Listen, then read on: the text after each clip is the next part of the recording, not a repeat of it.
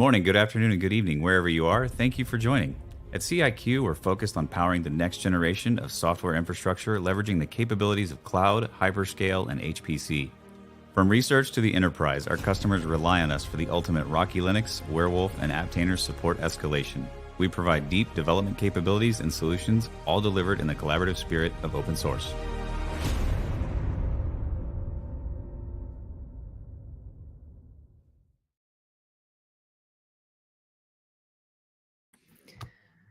Well, hello, hello. All right, so can you guys hear me okay? Yeah. Okay, How about wonderful. us?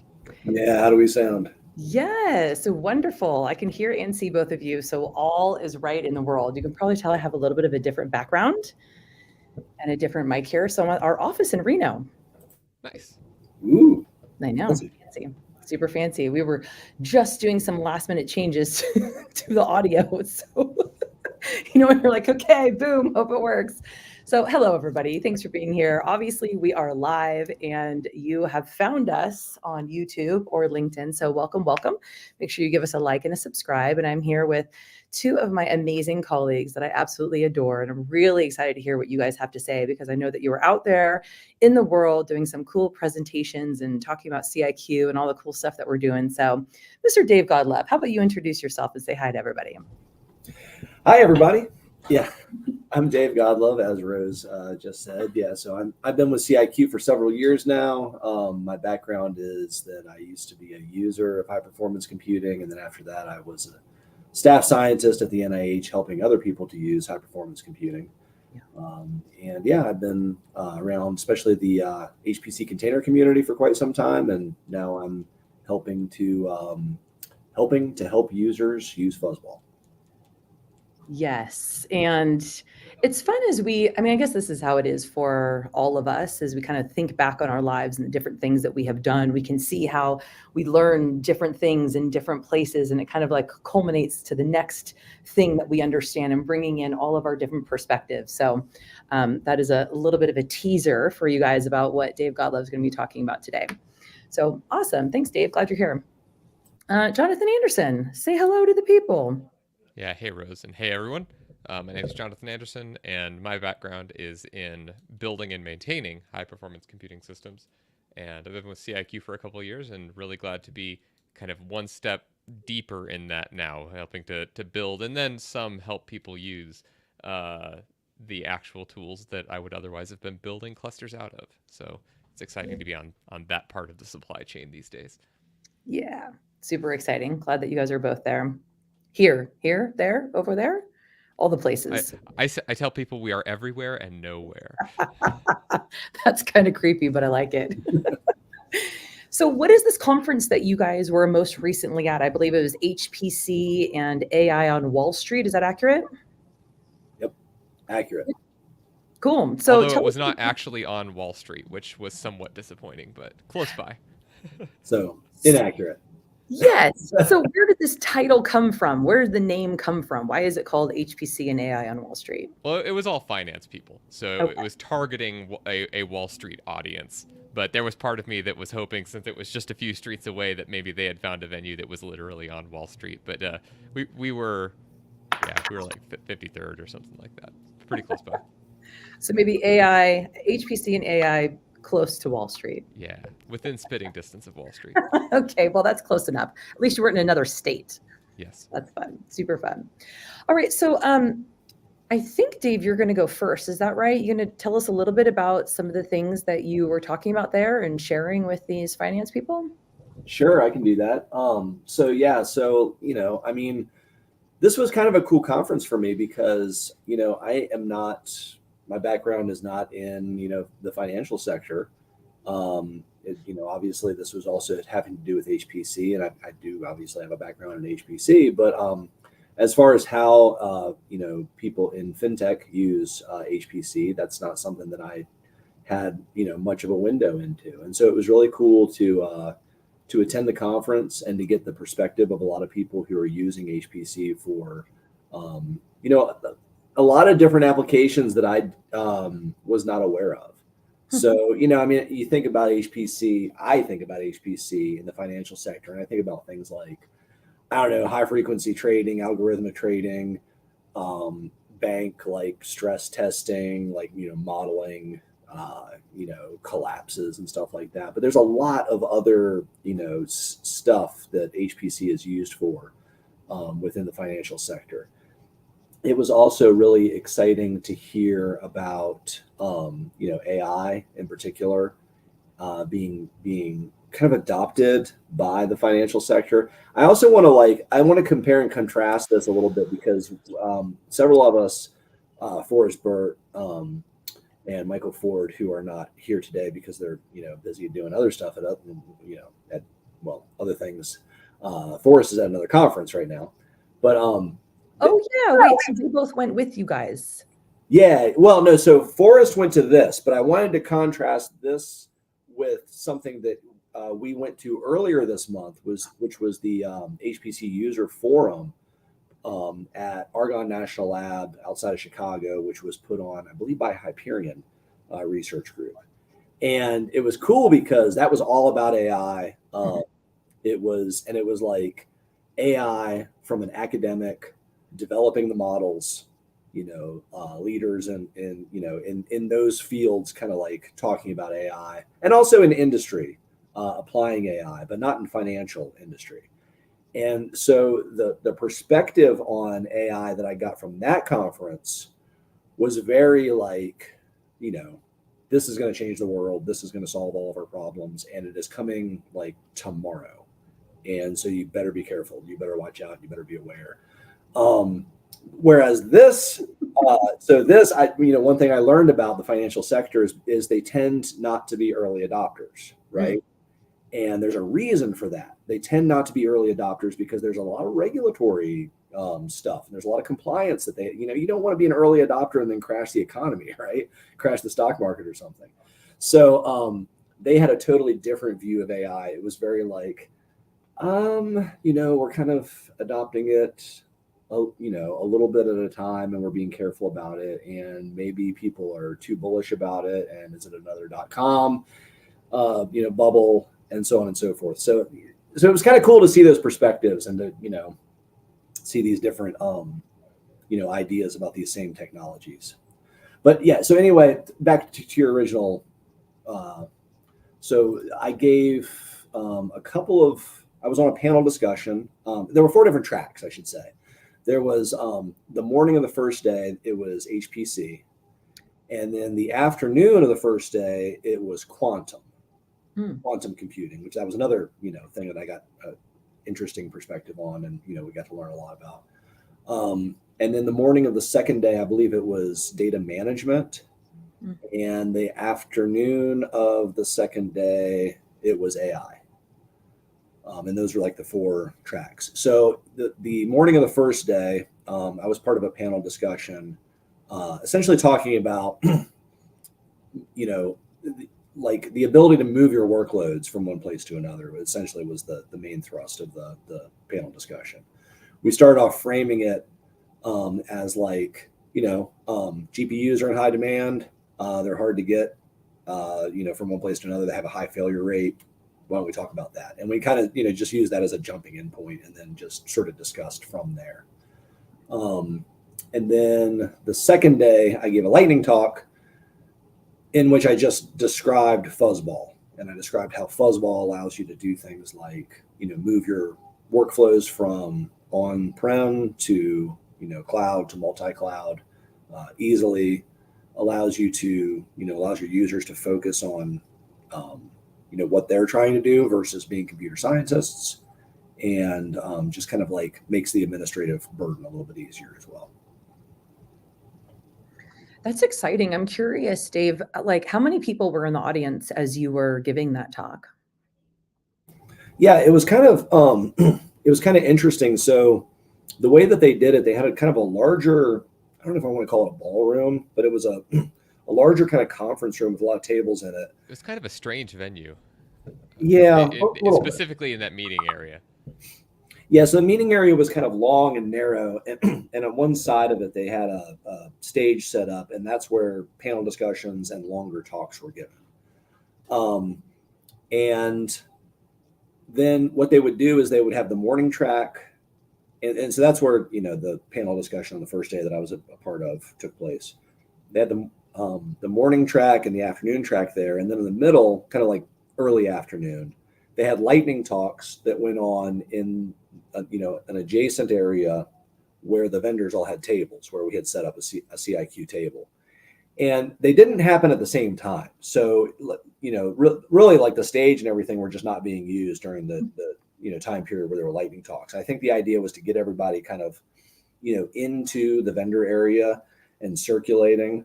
But so the lightning talks were just kind of like, it was almost like you see talks at SC. People were kind of like walking through, in and out, standing to watch the talk, talking with vendors. And so I don't know, there might have been, somewhere in the neighborhood of 30 to 50 people kind of filtering in and out of that talk.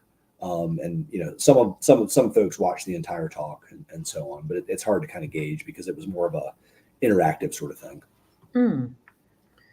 Awesome. So, I think I can probably ask a million more questions on that, like how receptive were people? What sorts of questions did they ask? Things like that. Was there anything that kind of like stood out to you that you'd like to share and on that kind of realm of topic?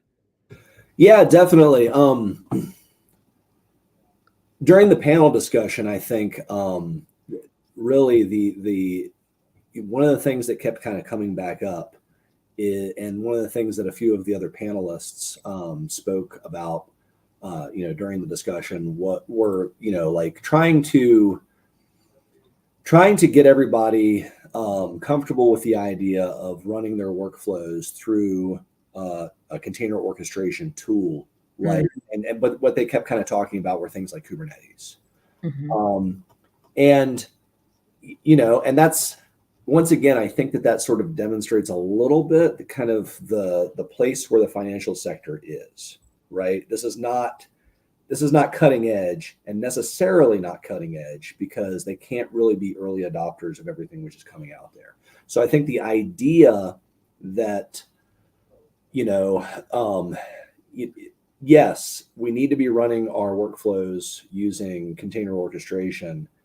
That's an idea which has been around for a while. But the idea of using Kubernetes to do that, I think, is like, it's a bit of an older idea, and it's maybe, I think people are starting to realize that that's harder to do.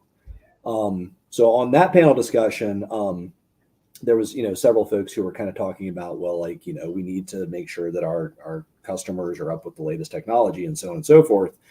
And I was kind of like a little bit on the outside of that panel discussion, saying yes, but this technology is a square peg for a round hole, right? But, what we need to do is we need to get our folks on the latest technology, and we need to build that latest technology for them, because there's not a solution out there which currently exists, which is proper, to solve the issue. And that's exactly what Fuzzball is. That's us building the technology for a container orchestration tool that is focused on jobs, comes from an HPC kind of like background, and does what it's supposed to do without a bunch of overhead and a bunch of stuff that is not really necessarily for HPC.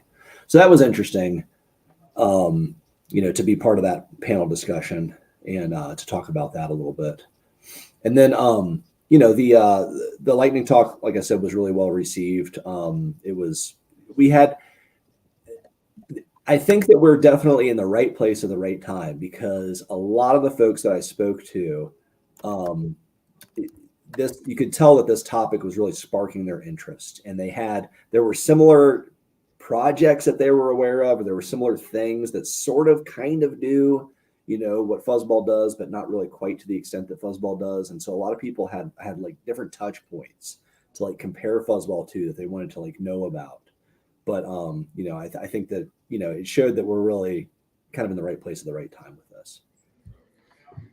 Wow, that's awesome. Thank you for all of that. I mean, if there ever was representations of CIQ out there being able to explain and demonstrate and understand the customer and understand what it is that we're doing and kind of bridge that gap, it's the two of you and Forrest. So we do want to give a little shout out to Forrest for heading over to HPC and AI on Wall Street with you as well. And yeah, I think you mentioned that he's actually at the Open Radios Day right now, giving some more presentations, I think, on Fuzzball as well. So thank you, Forrest. Talking about virtually crashing cars and containers. Yeah. Virtually, right. So we have less actual garbage in the world, which is good. Oh man, yeah, seeing those graphically kind of happen in real time is really fun. So if you guys are interested in that, I think people can access that somewhere, right? Isn't there like a little demos of you presenting that, Dave? Yeah, I think we did. We've done a couple of webinars Yep. on that, and we've also got some blog posts as well in the CIQ in the CIQ blog area. Maybe we Yeah. can put some links to those things after the webinar is finished. Yeah, I'm sure behind the scenes they're on it right now, looking for those links. Okay, great, thank you, Dave. Really appreciate all of that recap and the good work that you're doing. Jonathan, how was your time at the conference? Yeah, I enjoyed the conference as well. A lot of my experience mirrors what Dave said. What stuck out to me, I haven't messed with. I haven't interacted with the financial sector in HPC myself either, and so I was going there to learn and to experience like what their interests were, what their concerns were, what their kind of the state of the practice for them. I hadn't quite put together, though I think Dave is right, the kind of falling edge of it, the kind of being a couple steps back because of regulatory compliance. That makes a lot of sense to me. I think that narrative makes sense. But what stuck out to me was that it is still the same conversation, even if it's just a different part of that conversation. I went in just imagining that we're going to be fish out of water and talking like apples and oranges, kind of like how we sometimes feel, or maybe an HPC person might feel going into a cloud conversation, like they would be completely different. And it was not that at all. It was the same conversations talking about the same problems, maybe just at a different point in time. And so I thought that was pretty interesting.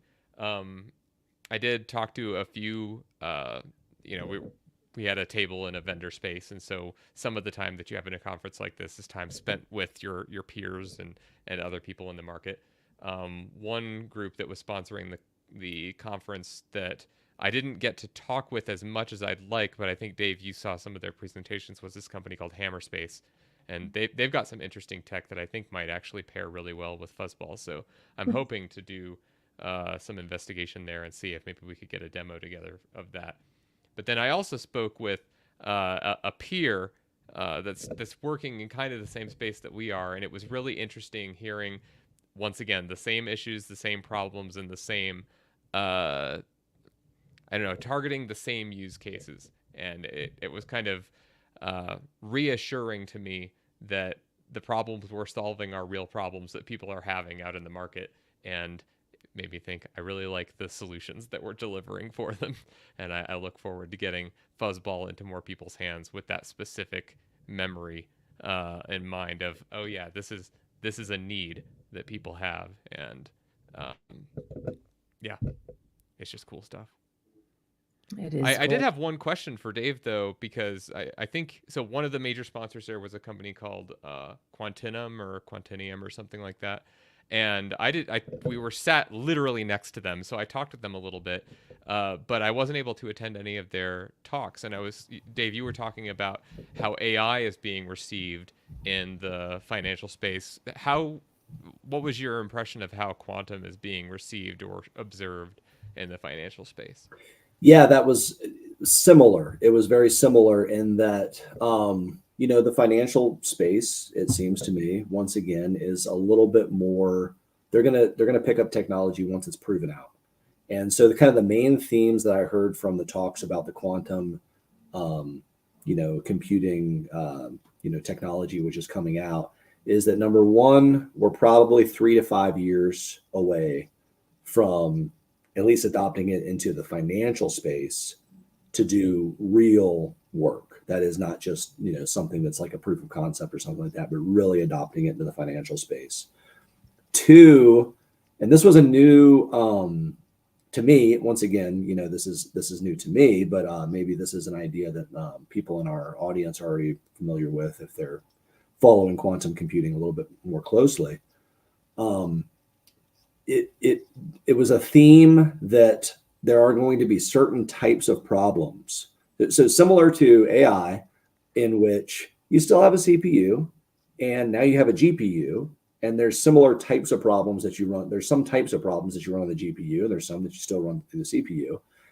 it's the same kind of idea, is that quantum computing is going to be great for certain types of problems and completely inappropriate for others. And so because of that, you're not just going to have a quantum computer and that's it, just the same way as you don't just have like a GPU computer and that's it. You're going to have a quantum component within your appliance, and you're going to have parts of the programs which are optimized to run on this quantum component.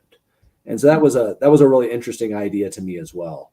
Yeah, I heard them mention that a few times. They were making an analogy like you don't use a sports car to go to down to the grocery store or something like that. I heard them say a few times. Yeah. Okay. Yeah. One thing that was interesting to me about the conference and I think was really useful, this was my first time at this conference, was to get a feel for the audience and the types of people who were coming to it, not just the sector, but I'm used to going to a conference like this and it being kind of heavily populated with this layer of kind of mid-level and senior engineering type people. And at least as far as the conversations I was having, that wasn't what I saw at this conference.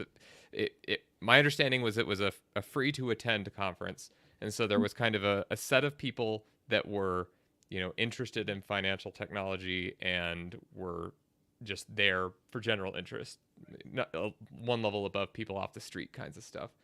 I think you had to sign up ahead of time, but it was a low barrier of entry to attend. And then on the other end, it was like VPs and directors and C-level people. And there wasn't as much of that mid-level engineering type conversation outside of the vendors themselves. So I think that, in a future, if we attend this conference in the future, which I think is not that unlikely, that might adjust the kinds of messaging that we bring there. Because, I'm an engineer type, and so I try to have those engineering conversations, but Dave kept having to rein me in and talk at a higher level than that. Yeah, it made it a little, you had to stay on your toes because you never knew the background of who you were speaking to. And it could, I had conversations with folks about all kinds of stuff, from like, just like, hanging out and living in Colorado all the way up to like the trajectory of CIQ. And people wanted to know like, what is our current financial plan and business plan and stuff like that. And, and everything in between. So it was really, it was a lot different. A lot of times folks would come up to you and they would sort of ask you, so what do you do? And what's CIQ doing? And you would kind of like, kind of give them an overview, and then you tell them about Fuzzball a little bit. And then they'd be like, cool, thank you, that's really interesting, and then they would leave. Yeah, one guy like sat down with us at lunch and literally like the first thing out of his mouth was asking what our annual recurring revenue was, and I'm like, yep, we're in the financial sector right here. That's how do you do. Yeah, and then another thing too is there were a lot of vendors. There's a lot of hardware vendors, and so a lot of folks were interested in Rocky Linux, and just talking to us about Rocky and talking to us about providing SLAs with Rocky and things like that. So that was useful and nice to hear too. There was a lot of interest in Rocky. Yeah. So in addition to Dave's lightning talk and the panel that he was on, I did what they called the vendor showdown, where they invited 4 different vendors to give, I think it was 10-minute presentations. With a maximum of 3 slides, and say whatever you want, and then the audience would vote on who won the showdown. And so, unsurprisingly, I presented Fuzzball, but in a context of, that CIQ seems like a new company by some metrics, but it has roots that go way before even Scilabs, right? All the way back to Werewolf. And so, for my 3 slides, I threw up this timeline that just put all of that into perspective. I'm like, look at how long we, for certain definitions of we, have been doing this. And we have all this experience. Maybe we have something to say on the topic of what the future of HPC will look like as well. And then rolled that into, people that have been watching the webinar will know we have this vision of what, and what Dave has been talking about, a containerized HPC future might look like, and presented that as on kind of 3 different categories of concern, from elasticity and flexibility that you get with Fuzzball, and the reproducibility and portability that you get with Fuzzball, and then kind of the assumption of cloud required security that comes up in contrast with typical HPC deployments. I think that went pretty well, but the vendors were 3 vendors, kind of like CIQ at that kind of mid-level startup realm, and then AMD. And somewhat unsurprisingly, AMD, who got up and whiteboarded for 10 minutes, took the show. And, you know, it was all great. And talking with the vendors in the green room in the back was a good time before that, too. And that's one thing I always appreciate at conferences like this. I mean, we're often competitors, but it's pretty much always a friendly thing, and people are out there to have conversations and learn from each other and support each other in the market to a certain extent. So that was all a good experience too. Yeah, that's awesome. I think that's kind of like the spirit of open source. And even though there are, you know, as we are and AMD are for-profit companies, there's a lot of utilization and cross-utilization of various open source projects. And so kind of bringing them to life and having it be like the fun competitive spirit, not the I want to beat you down competitive spirit. So yeah, it is. Yeah, that's fun. Thanks for lots of people that. just wanted to come up to our table and tell us, hey, we use Rocky Linux. And I would say, that's great. Maybe we should actually partner on it. Yeah, you know, it's funny. We were talking about Fuzzball, and in the back of my mind, I'm like, I wonder like how many of the financial people said we're still running CentOS 5. Not that you would ever want to mention. No one that. went that far back, but more than one person came up and talked to me about how they were trying to figure out what to do to get off of CentOS 7. Yes, which we can. I am glad that I no longer hear people talk. Well, very rarely do I hear people talking about EL6 or 5 anymore. Yeah. Well, and once again, I mean, in this sector where you value stability and, you know, I mean, this is a sector where you're going to see people on CentOS 7 still trying to figure out the path forward. Yeah. Yes, absolutely. And bless them and their teams. Yeah. Thank goodness for that. Right.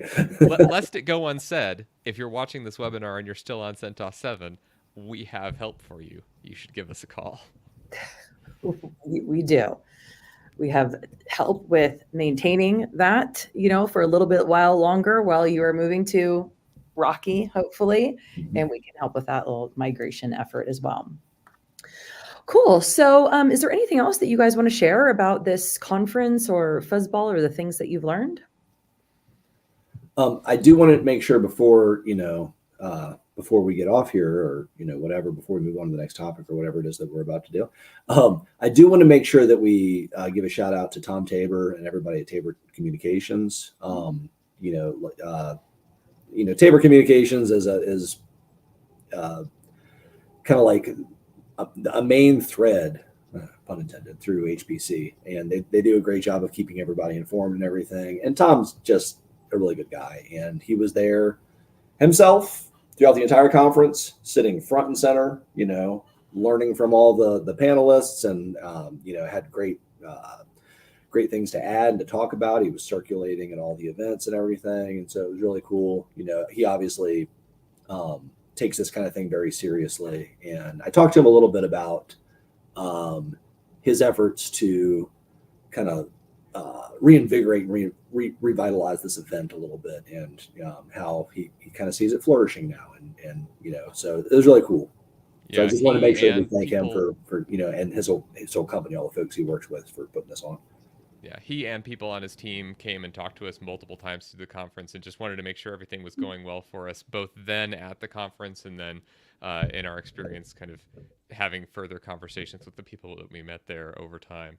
And between that and the organizers of the conference, who I'm not certain like their level of like whether those were Tabor people or a conference contractor or something, it was all great. They all did a really good job putting on the conference and any concerns that we had putting those right. So that was great.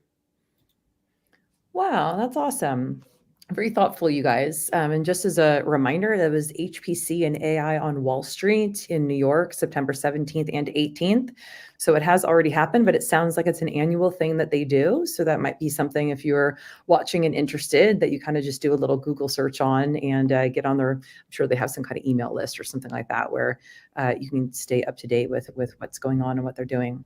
In addition to that, the site for it is still live. I'm pretty sure, and they were recording absolutely everything. I think they're going to put the videos up if they haven't already for our talks and everything else that went on at the conference. Yeah, awesome. So there was actually, I don't remember which one of you, maybe it was Jonathan, where there was, it's like AI is coming. So what were the words that you said? It's going to solve all our problems and beware. Like there's this duality, right? Of like, yay, uh-oh. Yeah. That was me, and so that was based a little bit more on the HPC user forum at Argonne National Labs, and the so one of the keynote one of the, I don't know if it was technically called a keynote, but one of the speakers there, he spoke a couple of times. Rick Stevens, who's an AI researcher and leads a bunch of initiatives in AI as well, like collaborations with other universities and institutions and stuff. He highly suggested that everybody in the room read a book, it's not really a book, it's like a long PDF, it's like 150 pages, by a fellow by the name of Leopold Aschenbrenner, who is kind of like a super smart person who I think pretty much his entire professional career has been in the Silicon Valley kind of AI area, and is making predictions about where AI is going in the next year and then in the next decade. And the PDF is called Situational Awareness, and it is very much like, so AI happened, and then everybody got kind of like, is this dangerous in any way? And then everybody started kind of like laughing, like, it's not the Terminator. And then he kind of like, it's like, but it is. But it could be. So, I mean, Not the Terminator, but it might be Skynet. it is dangerous. It will be dangerous for many reasons, and like we need to take it seriously. And so he's his one of his main kind of themes of that is that the labs which are developing AI increasingly are developing them in silos and are not sharing the research with the open source community, because it's like, they're paying a lot of money for it and they're going to make a lot of money on it. Because of that, they're not trying to do that. But these labs are not taking security as seriously as they need to, given the fact that they're developing stuff that's like weapons. So that's basically one of the main themes of his book, is that like really need to start taking security a lot more seriously at places like Google and Microsoft and the private labs which are developing these. But anyway, that's a whole other. I leave it to the folks who are watching the webinar to grab that and read it and make of it what you will. I think it's a very interesting read, and once again, like that perspective being coming out of Argonne at the previous meeting, we go into the financial meeting where we're kind of like, is it a bubble? Is it for real? Is AI, so it was kind of like whiplash, going from one end of this to the other. Yeah, I actually can very much appreciate that, right? Like having some balance, like being informed but not freaking out, and being thoughtful and intentional with our actions and what we were doing, and doing our best to hold each other accountable to what's best for all of us. And there's this idea of, well, can I do it? And sometimes as a scientist and a curious person, like you kind of just want to, push the book over the table and see what happens. I mean, that's one great way of learning about gravity, and then other times you're like, but should I really push this book over the table? So yeah, it's an interesting time of question and curiosity, kind of, and caution coming together. Oh, that was awesome. Mr. Jonathan, do you have any other takeaways or things that you want to add to the conversation? I don't think so, really. Just maybe I don't think we have this here, but the next conference I'll be participating at least is SC, and looking forward to that. And I think we're going to run into some of the same people that we met at SC. A couple of them told us that they'd be there, so we'll look forward to seeing people there too. Heck yes, absolutely. We are definitely going to be at SC 24 in Atlanta this year. That is going to be in November. It's that whole week right before Thanksgiving. And that's typically how they do it, is that week right before Thanksgiving. So we're going to be there. We're going to be actually at booth 4131. So if you guys want to meet with us, and listen, we definitely want to meet with you. We want to talk to you. We want to show you Fuzzball. We want to hear about what you're doing and the problems that you are wanting to solve, and see if we've got some solutions and we can create some collaboration with you. So if you wanted to go to our website, ciq.com, or you can just email info@ciq.com, and that will come to us and our team, and we'll make sure to get you on the list and have those good conversations and get you set up with a meeting with us. All right. Well, you guys, thank you so much for all the cool work that you're doing out there, and all the rest of the employees at CIQ, and actually across the entire world, everyone in open source. Because just as you said that, Dave, it's like, I mean, do we need to release everything all the time? No, probably not. But, there are some times and places where we can share and collaborate and work together for the benefit of all. So really appreciate Speaking all of which, we're also at All Things Open next month too, from October 27th to 29th. I don't know much about it, but I see it on our notes right here. Okay. Oh, here there are notes. Thank you. Awesome. Yes. And then Dave Dickerson and Forrest are currently right now at Open Radios Day. So that's awesome. And All Things Open is happening in October. SC is happening in November. And sounds awesome. Well, thanks again, you guys. Thanks for all the work you do internally and out in the world. Appreciate it. Thank you, Rose. As always, for hosting us. Yeah, my pleasure. All right, you guys. So give us a like and subscribe, and we'll see you same time, same place next week. Have a great day. See y'all.